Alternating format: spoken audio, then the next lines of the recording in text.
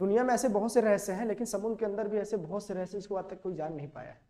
तो समुद्र के अंदर ऐसे बहुत से रहस्यमय चीजें आज भी दफन है जो कोई नहीं जानता, और जानने की कोशिश करता है तो वहां से कभी वापस नहीं आता। ऐसी कौन कौन सी जगह है, तो आज हम जानने की कोशिश करेंगे। ड्रैगन ट्रायंगल, जो कि हमारे जापान, फिलिस्तीन और गोवा के बीच में पड़ता है। कहाँ है, कैसा हो, समझते हैं, देखने की कोशिश करते हैं। ये देखते हैं, ये हमारा जापान है, और ये हमारा फिलिस्तीन है, और ये हमारा गोवा है। तो इन तीनों को पॉइंट को मिलाकर जो बनता है उसको हम बोलते हैं ट्रायंगुलर। तो इसको एक नाम दिया गया है ड्रैगन ट्रायंगुलर। ऐसा नाम क्यों दिया गया, क्यों ऐसा है? क्योंकि समुद्र के अंदर है, समुद्र पे ही है। ऐसी बहुत खतरनाक चीजें समुद्र के अंदर पाई जाती है। ऐसा क्या वजह है कि इसको दुनिया का सबसे खतरनाक बोला गया? बरमुडा ट्रायंगल भी किया गया? ऐसा कुछ नहीं। बरमुडा ट्रायंगल के बारे में आप अच्छे से जानते होंगे, लेकिन मैं आज आपको बता रहा हूं कि ट्रायंगल क्या है, इसका रहस्यमय चीजें क्या है, ऐसी क्या वजह है कि यहाँ पे जाने वाली कोई भी जहाजें जो आज तक वापस नहीं आई हैं, ना तो कभी कोई इंसान जाने की हिम्मत रखता है वहां तक। ऐसा क्या वजह है ट्रायंगल के अंदर न जाने की वजह? तो आज हम अच्छे से जानेंगे, कुछ को समझेंगे क्या है। तो आप आइए देखते हैं इसको। ये आपके सामने एक वर्ल्ड मैप रखा है जो कि एक जापान को रिप्रेजेंट कर रहा है, और ये आपका फिलिस्तीन है, और ये यहाँ पे एक गुआन है, गोवा में, ठीक है। तो इन तीनों पॉइंट को अगर हम मिलाते हैं, तीनों पॉइंट को, तो ये एक ट्रायंगुलर का शेप लेता है, ट्रायंगल का, ठीक है। तो इसका नाम हम लोगों ने दिया है ड्रैगन। ऐसा क्यों दिया है, अभी मैं आगे आपको बताऊंगा कि ड्रैगन ट्रायंगल नाम इसका क्यों रखा गया है, जिसको आप समझेंगे, ठीक है। तो ऐसा कहा जाता है कि ये एक रहस्यमय है, और इसके अंदर जाने वाली कोई भी जहाजें, इसके ऊपर से गुजरने वाली कोई भी जहाजें ऐसी होंगी जो ऑटोमेटिक क्या हो जाती है, गैप। वो गैप होने का क्या कारण है? क्या वो अलग से कोई दुनिया है, या उसके अंदर एक अजीब सा जानवर है, या ऐसी कोई शक्ति है जो उसको अपने अंदर की ओर खींचती है? कोई तो ऐसा वजह होगा जिसकी वजह से ऐसा होता है। तो ऐसा इतिहास में कब, कहां, कैसे पहली बार देखा गया है, तो मैं आपको बताता हूं। ये पहली बार देखा गया था 1300 सदी के बीच में, जो एक चंगेज खान का टाइम था। चंगेज खान कौन था, आपको पता ही है, ठीक है। तो चंगेज खान मंगोलिया का एक शासक था जिसने जापान पे आक्रमण करने के लिए अपनी सेना को भेजा था। हालांकि इससे पहले वो चीन की दीवारों को तोड़ चुका था, तो उसको लगा कि मैं दुनिया का सबसे बड़ा शासक बन सकता हूं। तो उसने ये सोचा क्यों ना मैं जापान पे भी आक्रमण करूं। उसकी सबसे बड़ी गलती तो यही हो गई, उसने जापान पे आक्रमण करने को सोच लिया। लेकिन जैसे उसने जापान पे आक्रमण करने की कोशिश की, वो भूल गया कि बीच में एक ट्रायंगल, हालांकि किसी को पता तो था नहीं, वहां पे किसी को नहीं पता था कि ऐसी भी कोई चीज दुनिया में है जो जाते ही वहां पे सब कुछ गायब हो जाता है। उसको नहीं पता था। हालांकि वो नहीं गया, अपनी सेना को भेजा जापान पे आक्रमण करने के लिए। तो उसकी सेना पूरी कहां गई, जापान में जाने की कोशिश की, और जैसे ही जा रहे थे रास्ते में, तो बीच वो चीज क्या हो गए, वो गायब हो गए। किसी को पता नहीं चला वो कहां गए। तो चंगेज खान को लगा यार ये ऐसा क्या है कि मेरी सेना गई, ना तो वहां पहुंची है, ना तो कोई आक्रमण हुआ, ना तो युद्ध हुआ।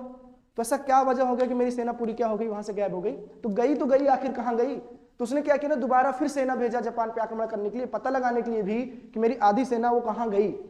तो उसने जापान पे आक्रमण करने के लिए दोबारा जब सेना भेजे, तो दोबारा जो सेना गई, तो वो भी क्या हो गई ना, उसी ट्रायंगल में जाके फंस के खत्म हो गई। पता ही नहीं चला वो कहां गए। तो इस तरह से चंगेज खान के 40,000 सेना, कौन, 40,000 सेना। तो चंगेज खान के चित्र आप देख रहे हैं, चंगेज खान के 40,000 सेना जो थे वो ड्रैगन ट्रायंगल के अंदर फंसकर पता नहीं कहां गायब हो गए, किसी को आज तक पता नहीं चला है। ये चंगेज खान था। चंगेज कहां का था? तो चंगेज खान था मंगोलिया का शासक। कहां का था? मंगोलिया का शासक था। बहुत ही अपने जमाने में 35 साल की उम्र में, 45 साल की उम्र में ये दुनिया को जीतने निकला था। सबसे बुजुर्ग आदमी जो दुनिया में 45 साल की उम्र में जज्बा रखता है किसी चीज को जीतने का। आप तो युवा हो, आपकी उम्र अभी क्या है। एक मोहम्मद बिन कासिम था जो 16 साल की उम्र में भारत पे आक्रमण किया, प्रथम मुस्लिम आक्रमणकारी बना, एक 16 साल का बच्चा। और एक ये 45 साल का बंदा जो पूरी दुनिया जीतने की क्षमता रखता था, हिम्मत रखता है। तो आप तो यंग हो, 24-25 साल हो, तो आप में तो इतनी जुनून, इतना जोश होना चाहिए कि सूरज के आग को सहने की क्षमता है आपके अंदर, तो आप भी कर सकते हो। तो ये 45 साल की उम्र में दुनिया को जीतने निकला था चंगेज खान। लेकिन इसकी यही गलती कि उसको पता नहीं था, वो जापान पे आक्रमण करना चाह रहा था, तो उसने सोचा कि मैं यहाँ क्या करूं, अपने सेना को भेज दूं। लेकिन जैसे उसने 2 बार अपने सेना भेजे, दोनों बार इस ड्रैगन ट्रायंगल के बीच में फंसकर उसकी सेना पूरी तरीके से क्या हो गई, खत्म। तो ये थी चंगेज खान की किस्मत, जिसको पता ही नहीं, जापान में कभी आक्रमण कर ही नहीं पाया। वो 2 का दोनों बार भेजा, 40,000 से अधिक उसके सैनिक जो थे उस ड्रैगन ट्रायंगल के अंदर फंसकर क्या हो गए, पता नहीं कहां गए, मर गए, खत्म हो गए, खो गए, किसी को नहीं पता। ऐसा क्या कारण मैं भी आपको आगे बताऊंगा, लेकिन आप पहले हिस्टोरिकल समझो। तो ये बात 1300 सदी की। चलो मान लिया उस टाइम इतनी टेक्नोलॉजी नहीं थी, तो हमें नहीं पता चलेगा इस ट्रायंगल के अंदर ऐसा क्या चीज है। तो आपको लग रहा होगा कि मान लो टेक्नोलॉजी होती तो हम पता कर लेते कि भाई इसके अंदर ऐसी क्या चीज है जो यहाँ पे आते या जाते, कहीं से भी कोई भी जाता तो यहाँ गायब कैसे हो जाता है, ऐसा क्या वजह है यहाँ गायब होने का। तो आपकी गलत फहमी है। फिर बात आती है 1995 जापान की। तो जापान के जो लोग थे, देखिए आप नेक्स्ट में स्लाइड में, तो जापान के लोग कुछ सामान को अपना इधर से उधर कर रहे थे, इंपोर्ट एक्सपोर्ट जो भी अपना कर रहे थे, सामान इधर उधर ले जा रहे थे। तो किसी कारणवश से जापान के जो लोग थे, जो जापान के लोग थे, वो उसी ट्रायंगल के रास्ते से, उसी ट्रायंगुलर रास्ते से क्या कर रहे थे, अपना सामान ले जा रहे थे। तो वो सामान ले जा रहे हैं, जो शिप होती है, जो जहाज होती है उनकी, वो जो जहाज है वो क्या हो गई, गायब हो गई। पता ही नहीं चला कि सामान सहित सामान, लदे लदी सामान, पूरा का पूरा जहाज क्या हो गया, गायब। किसी को पता ही नहीं चला कहाँ गए, किसी को नहीं पता था। तो फिर ये हुआ कि जापान को लगा यार ऐसे कैसे हो सकता है। तो उसने बोला, जापान भी जिद्दी था, आप जानते हो दृढ़ संकल्पी आदमी होते हैं। तो उन्होंने बोला कि हम पता करेंगे ऐसा क्या वजह है कि हमारा पूरा का पूरा सामान गायब हो गया, ऐसा तो नहीं कोई अलग राज्य के बंदे लेके चले गए हो। तो उन्होंने क्या किया, हम पता करेंगे। तो उसने क्या किया ना, फिर 1992, याद रखना उनकी जो सामान चोरी हुई थी 1950 में है। फिर उन्होंने 1952 में काईमारू नाम की जहाज, देखो आप ध्यान से यहाँ पे, काईमारू 5 जहाज के नाम था, जो दिखने में कुछ ऐसा था। आप देख लो पिक्चर यहाँ पे, देखो ठीक है। तो काईमारू जहाज जो कि दिखने में कुछ ऐसा था, इसने 1952 में पुनः भेजा ये पता करने के लिए कि पिछली जो जहाज जो सामान से पूरी लदी तो गायब हो गई, तो कहाँ हो गई। तो काईमारू 5 का नाम का काम था उसका पता लगाना, जो 1950 में गायब हो गया था किसी एक ड्रैगन ट्रायंगल के अंदर। अभी नाम तो नहीं पता किसी को ड्रैगन ट्रायंगल क्यों रखा गया था, बताता हूं वजह, बस अभी नाम दे रहा हूं, इंडिकेट कर रहा हूं, समझते रहना, ठीक है। तो 1952 में काईमारू इसका पता लगाने तो गया, लेकिन ये खुद लापता हो गया। पता ही नहीं चला कि काईमारू 5 गया कहां। तो जापान को ये लगा यार ये तो बहुत ही खतरनाक चीज है, ऐसी कोई चीज है नहीं जो हम पता कर सके उस चीज को लेकर। तो उन्होंने क्या, काईमारू भी क्या हो गया ना, लापता हो गया, उसको पता ही नहीं चला। जापान की ये जो शासक थे वहां को जान ही नहीं पाए कि जापान का जो काईमारू एक जहाज जो कि 5 था वो लापता हो गया ड्रैगन ट्रायंगल के अंदर, पता ही नहीं चला कहां गया। तो आप ये सोच रहे 13 सदी में टेक्नोलॉजी ना होने की वजह से हम नहीं जान पाए ऐसा क्या कारण था। लेकिन 1950 में जो सामान गायब हुआ था जापान का, फिर 1952 में जो ढूंढने की कोशिश की गई, तो काईमारू भी उसमें क्या हो गया, दफन हो गया, पता ही नहीं चला कहां गया। तो जापान ने बोला भैया ऐसा ना, ये वाला रीजन थोड़ा सा खतरनाक हो गया है, ये वाला रीजन क्या हो गया, खत्म। तो इन्होंने इसको डेंजर बोल दिया, भाई डेंजर जोन है, यहाँ किसी को जाने की जरूरत नहीं है। इन्होंने यहाँ प्रतिबंध लगा दिया कि अब यहाँ पे कोई नहीं जाएगा, पूरी तरीके से प्रतिबंध लगा दिया कि यहाँ पे अब कोई नहीं जा सकता है।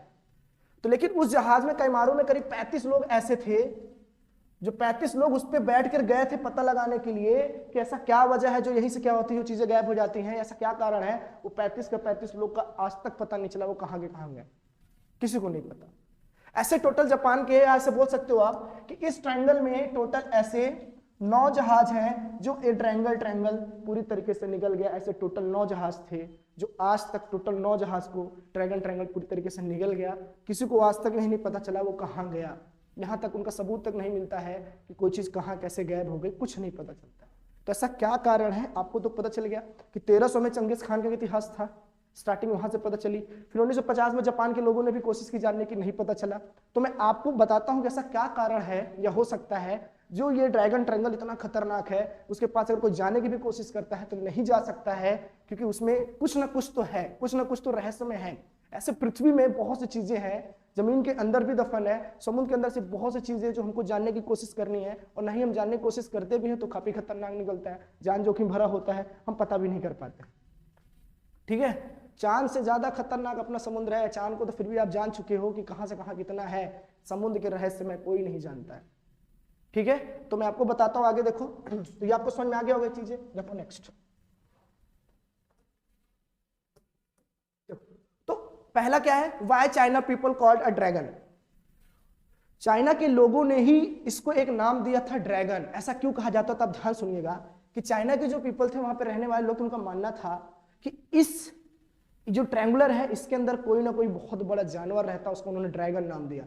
ऐसा क्यों उन्होंने उसका नाम ड्रैगन दिया, इसका कारण यह बनता है कि एक मरियाना ट्रेंच है जो आपका अटलांटिक महासागर में है। जो अटलांटिक महासागर आप जानते हो, नाम सुना होगा, ठीक है, अटलांटिक महासागर, वहां पर एक मरियाना ट्रेंच है जिसको हम लोग गर्त बोलते हैं, दुनिया का सबसे गहरा वाला पानी का स्थान जो सी लेवल से बहुत नीचे है। तो ऐसा कहा जाता है कि वहां पर एक फिश पाई जाती है जिसका नाम है मेगालोडन शार्क। मेगालोडन शार्क की जो क्षमता है वो एक डायनासोर को निगल जाने की क्षमता रखता है। मेगालोडन एक शार्क, ऐसी शार्क है।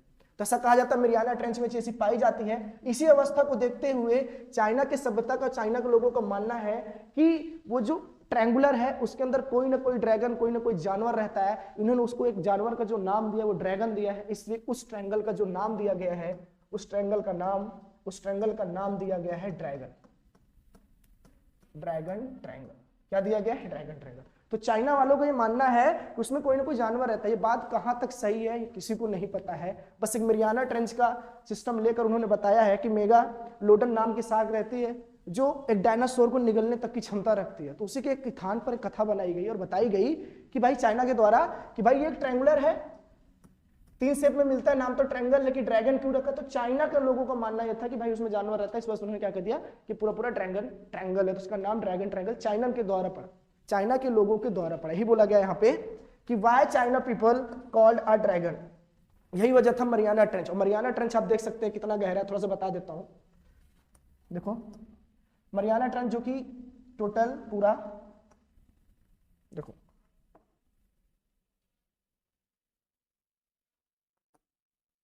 जो कि पूरा 11,035 मीटर है, अप्रॉक्स 11,035 मीटर, जो कि पूरा 36,000 फीट नीचे गहराई पानी के अंदर है। तो उस चीज को आप देखोगे तो आपको अच्छे समझ में आएगा। तो ये बहुत ज्यादा है। इसी के बेस पर चाइना के लोगों ने इसको क्या कहा? चाइना के लोगों ने इसको कहा कि ड्रैगन है। उस शैतान का नाम, उस जानवर का नाम उन्होंने ड्रैगन के रूप में रखा, जिस वजह से इसको ड्रैगन ट्रायंगल का नाम दिया जाता है। तो चाइना के लोगों के द्वारा दिया गया था। ठीक है, फिर नेक्स्ट देखते हैं ऐसा क्या कारण हो सकता है, ऐसा क्या कारण हो सकता है। सुनिएगा, ऐसा पहली कारण तो ये बताया उसका ड्रैगन ट्रायंगल नाम क्यों रखा गया। अब ऐसा क्या कारण है कि उसके अंदर या उसके ऊपर से जाने वाली कोई भी चीज अचानक से क्या होती है? गायब हो जाती है। समुद्री जहाज पता ही नहीं चलता कहां चली गई, कैसे चल गई। तो ऐसा कारण क्या, मैं आपको बताता हूं। पहला कारण तो उन्होंने क्या माना है? वोल्केनो को। किसको माना है? वोल्केनो। तो उन्होंने बोला है वोल्केनो रीजन हो सकता है। जैसे आपने देखा होगा कि ऐसे बहुत से वोल्केनो जो पृथ्वी पर दिख जाते हैं, लेकिन उसे कई गुना ज्यादा बड़े, उसे कहीं ज्यादा अधिक मात्रा में समुद्र के अंदर पाए जाते हैं। आपने अक्सर देखा होगा कि आइलैंड दिख गया हमको, तो आइलैंड कुछ नहीं होता है, वोल्केनो के द्वारा जो लावा बनता है वो कई वर्षों तक ऐसे होते होते समुद्र के ऊपर तक उनके टीले दिखने लग जाते हैं। तो उसको हम कटक का नाम देते हैं। क्या देते हैं उसको हम? कटक का। तो अब याद रखना, समुद्र के ऊपर जो भी चीजें दिख जाती हैं, जैसे मान लो ये दिख रहा है आपको, ये वाला रीजन, तो इसको हम एक कटक का फॉर्म देते हैं, कटक का। तो लोग इसको फ्लैट करके रहने लग जाते हैं, तो लोग उसको आइलैंड बोलते हैं। ये बना कहां से है? तो ये एक ना मैग्मा है, ज्वालामुखी के अंदर जो लावा फटता है तो बहुत फोर्स से बहुत बड़े पैमाने में फटता है, जिसकी वजह से ऐसा कहा जाता है कि जो यहाँ पे ट्रायंगुलर था, ऐसा कहा जाता है जो यहाँ पे ट्रायंगल है, यहाँ पे कहीं पे हो सकता है कि वोल्केनो हो सकता है कि वोल्केनो हो। तो वोल्केनो होने की वजह से इसमें बहुत बड़ा विस्फोट होता है, जिससे आसपास गुजरने वाली जितनी भी जहाजें होती हैं वो क्या हो जाती है? इससे टकराकर खत्म हो जाती है। ऐसे टकराकर क्या हो जाता है? खत्म हो जाता है जहाज। लेकिन मेरा ये मानना है कि अगर वोल्केनो के फटने से अगर जहाजें टकराती हैं तो जाहिर बात है हमको उसका कुछ ना कुछ सबूत तो मिलना चाहिए, मलबा तो मिलना चाहिए। ऐसा शिप का कोई पार्ट तो ऐसे तैरते हुए नजर तो आना चाहिए। हालांकि ऐसा नहीं होता तो ज्वालामुखी वाला सिस्टम भी फ्लॉप है। रीजन क्यों? ज्वालामुखी के फटने से अगर शिप लड़ती है या उसकी वजह से कोई इफेक्ट पड़ता है तो वो उसके मलबे जो हमको दिखने चाहिए, जो हमें क्या दिखने चाहिए, वो तो नहीं दिखते। तो नहीं दिखते, इसका मतलब रहस्य में है। इसका मतलब ये चीजें वोल्केनो सिस्टम पे प्रोसेस पे भारी नहीं है। ठीक है, तो ये वोल्केनो का सिस्टम भी यहाँ पे फेल हो जाता है। लेकिन वोल्केनो थोड़ा जान लो क्या होता है, समुद्र के अंदर भी इतनी गर्म होती है, इसका मैग्मा जब फटता है तो बहुत ऊपर तक उछाल मारता है, तो ये सतह को पार करते हुए निकल जाती है। उसके बीच में कोई भी अगर आया तो वो खत्म हो जाता है। लेकिन मैंने वही बोला, अगर ऐसा सिचुएशन बनता तो कुछ ना कुछ पार्ट तो हमको देखने को मिलने चाहिए, हालांकि नहीं मिलता है। तो इसलिए वोल्केनो सिस्टम भी यहाँ पे क्या होता है? पास नहीं हो पाता। अब आप इस चीज को देखना, ये एक ऐसा ट्रायंगुलर, धीरे धीरे करके समझ में आ रहा है आपको। इसी में क्या है बोला, वोल्केनो हो सकता है, वोल्केनो होने की वजह से, लेकिन यहाँ पे कोई भी आपको मलबा नहीं मिलता है, जिस वजह से ये वाला थ्योरम भी क्या हो गया? फ्लॉप। बस एक अनुमानित चीजें हैं बोली जा रही कि ऐसा हो सकता है, अगर हो रहा है तो कुछ प्रूफ तो दिखना चाहिए, हालांकि नहीं दिखता। सेम यही बरमुंडा के साथ भी है, बरमुंडा ट्रायंगल के साथ भी सेम यही चीजें हैं, लेकिन खतरनाक कौन है मैं भी आपको बताता हूँ। चलो तो नेक्स्ट देखते हैं अपना। देखो और ऐसा क्या कारण हो सकता है, दूसरा देखेंगे तो थंडर स्टॉर्म या मीथेन रिएक्शन। ऐसा कहा जाता है कि समुद्र के अंदर या पानी के अंदर बहुत अधिक मात्रा में मीथेन होने की वजह से समुद्र के सतह के ऊपर तक बुलबुले पड़ने लग जाते हैं। क्या पड़ने लग जाते हैं? बुलबुले। मैंने क्या बोला? मीथेन की अधिक मात्रा होने की वजह से तो समुद्र की सतह के ऊपर तक क्या पड़ जाते हैं? बुलबुले आने लग जाते हैं। उसी बुलबुले में शिप जो जहाजें होती है वो फंस कर उसी के अंदर चली जाती है। तो एक कारण ये हो सकता है कि नहीं पता चलता कि जहाज कहाँ गए। और जैसे ही मीथेन या बुलबुले वहां एटमॉस्फेयर अलग हो जाता है तो वहां पे जाहिर सी बात है थंडर स्टॉर्म या बहुत बड़े तूफान, आंधी तूफान, बिजली का गिरना। तो वहां जो बिजली गिरती है नॉर्मल नहीं गिरती, वर्षा के रूप में बिजली गिरती, तो वहां का एटमॉस्फेयर ही अलग होता है। एक कारण ये भी हो सकता है कि वहां जहाज अचानक से क्या हो जाती है, गायब हो जाती, पता ही नहीं चलता, समुद्र के अंदर जाए तो मिलेगा तो है नहीं। ठीक है, तो एक कारण ये हो सकता है कि भाई, एक कारण ये हो सकता है हमारे कि मीथेन की अधिक मात्रा होने की वजह से, तो सी बेड ये कि समुद्र का नीचे वाला हिस्सा है, ये समुद्र के नीचे वाला हिस्सा है और ये पूरा समुद्र से भरा ये सी सरफेस है, तो इसके बीच में देखो बबल्स वगैरह है ऊपर की ओर जा रहे हैं। और याद रखना ये कोई घर का बाल्टी नहीं जिसमें बुलबुले छोटे छोटे पड़े, सब समुद्र है तो समुद्र के अंदर जो बबल्स बुलबुले होते हैं वो बहुत बड़े बड़े पैमाने में होता है, तो उसमें शिप जो होती है ना फंस कर नीचे डूब जाती है या कभी कभी खो जाती है, पता ही नहीं चलता है कि बुलबुले इतने बड़े होते हैं वो रास्ते भूल जाते हैं, उनको पता नहीं चलता ऐसा क्या हो रहा है क्या नहीं हो रहा है, वो खो जाते हैं, पता नहीं चलता कहाँ चले गए। समुद्र छोटा नहीं है, बहुत बड़ा है, खोजना बहुत मुश्किल हो जाता है, तो बुलबुले के कारण वैसे खो जाते थे, एक रीजन ये बताया जा रहा है। अब बुलबुले देख रहे हो ना, कितने बुलबुले टाइप के देखो एकदम ठीक, ये सारे आपको दिख रहे हैं।